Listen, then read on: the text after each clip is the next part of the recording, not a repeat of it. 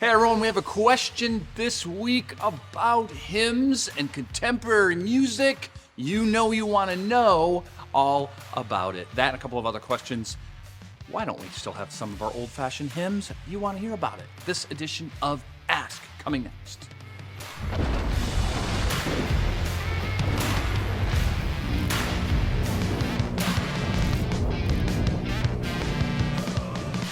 Welcome once again. I'm Pastor Jamie here at Cornerstone Church. Every week we answer your questions about Bible, faith, and life.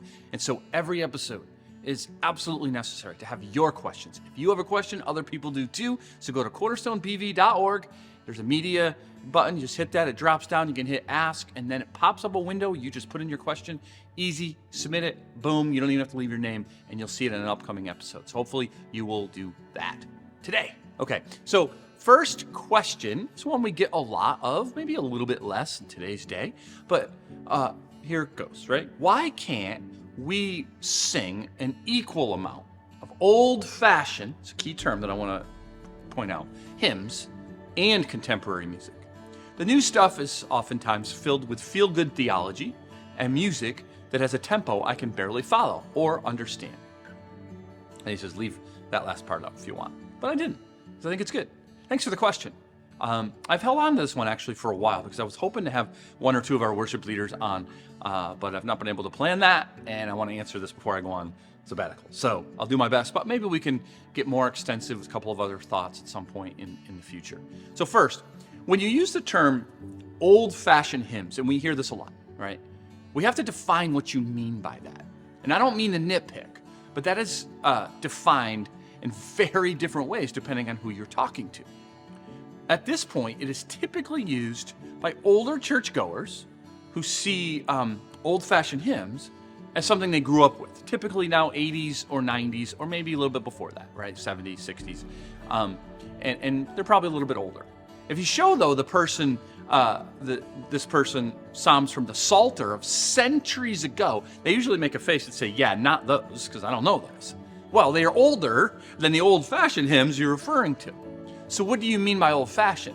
What I think is meant is the ones you connected to back in the day. And those are special to you. And this is not a small thing or something to be ignored.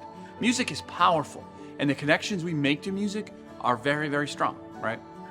My only point is this, that we should not use the term old-fashioned because it tends to imply, right, that there was the old good music that we grew up with in churches, and now we have contemporary music. But that's not the case. Church history is far, far longer, right? For example, the organ was once referred to as Satan's instrument when it was new, and then it became a very prominent part of worship in churches, but has kind of largely fallen away today. Things have their day, they come and they go. Is the organ still a good instrument? Sure. But is it okay to use other instruments? Of course. Stringed instruments, drums are referred to in the Bible.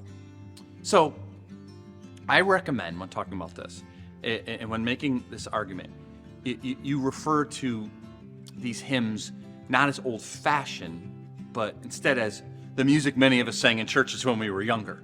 Because keep in mind, the context of music isn't just the time period, but also the culture, right? What we see as worship music in some of our African countries, our Indian brothers and sisters, and even some of our ethnic churches in America, this is often going to look and feel very, very different music-wise from what we are used to in our church. It doesn't make either one bad, it's just contextual. The second part of your question is about the viability of singing hymns like churches did in our context, maybe back in the 80s, 90s, 70s, moving forward. And there is certainly nothing wrong with it, and I think it's good to not forget some of our older church members. But as time goes by, it's less and less people who connect with this kind of music. Right? As a church leader, I want to use a music style that the vast majority of our church body can relate to. This is why we don't sing hymns typically in the traditional way that much. Now, however, I do want to address your statement about the text of songs, right? You seem to imply that songs of yesteryear were deeper theologically than songs today.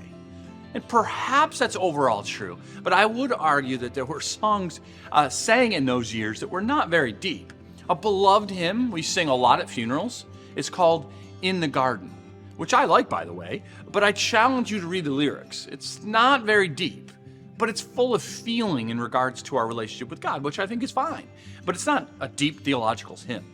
However, it's true, definitely true, that many contemporary songs you might hear on Christian radio are pretty surface level, but a church like ours, we rarely sing those in our church, right? We choose contemporary songs that have a rich gospel-centered text. And if you look at the lyrics, they're full of very worshipful and biblical phrases. We're very careful about what we choose. So I think it's pretty deep theologically, at least in our church. Lastly, I would love to address your comment about singability. I don't even know if that's a word, but the ones that are easier to sing. In many cases, they are, but I would argue these old hymns could also become pretty boring to sing. That's same tune over and over again. But that's just my opinion, right? So again, this is contextual for each person. All of us can sing different types of songs better than others. There are some songs our church sings that I can't sing well, but it's usually because the note is a little higher than I tend to go. But I think usually our worship team does a good job keeping the notes at a level most of us can follow. Once again, I would argue that you can sing lots of these songs as you become familiar with them. That's the key, familiarity. I bet when your favorite song comes on the radio, you can sing along with it pretty well. And I guarantee you it's a tempo very different from the hymns you refer to. But here's what happens. You're familiar with it. So it takes being in church a little while, and you become familiar with some of these newer songs. Give it a shot. And, big one here, if you really want to invest in it, look the songs up on YouTube or your music platform, Spotify or Apple Music, something like that, and you can actually listen to some of these songs, and you'll find yourself able to follow along with most of them in church. My 2 cents, 3 cents, maybe it's 5 cents, I don't know. Second question, Pastor Jamie, after his crucifixion, is there a reason Jesus was dead for 3 days, not 2 days, or even 1 day? Yes, there is some significance to Jesus' resurrection happening on the third day. First, if Jesus died on Friday and was risen on Friday, it would give more credence to his opponents to say, well, he was not actually dead. This is the swoon theory, for instance, right? That the theory that Jesus suffered mightily, but he did not die. He crawled out of that grave. But 3 days? No way. That can't happen. In Jewish thought, if you were dead for 3 days, you are without a doubt dead. Another reason that Jesus was in the grave for 3 days is biblical prophecy, right? There was prophets in the Old Testament and Jesus himself in the New Testament that refers to the Messiah being in the grave for 3 days before rising from the dead. So some scholars also think there is significance to the day of the week, right? Jesus died on Friday of Passover, when it most symbolizes the sacrificial lamb that takes the place of the sinner. And then there's Sunday, which is the first day of the week. That often symbolizes a new beginning, right? I mean, maybe that's true.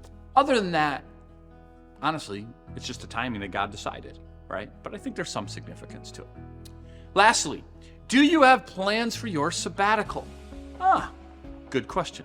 I am glad that you asked this. Our church is investing in me to allow to take a 3-month sabbatical. This will start after the last weekend of June, and it will run into the first week of October. A sabbatical for a pastor is meant for rest and lots of reflection. I realize most pastors are not given this opportunity, and that happens for lots of reasons. And I'm so grateful that our leadership and our church body, they see the importance of allowing me to rejuvenate, right? So I can keep going for hopefully many years to come with you. I'm under no delusion that my job is harder physically, mentally, or even more emotionally than anyone else who's part of our church family but has a secular job. The main difference, however, is it is most definitely harder spiritually. Pastors are under spiritual attack every single day, and that can really wear on us.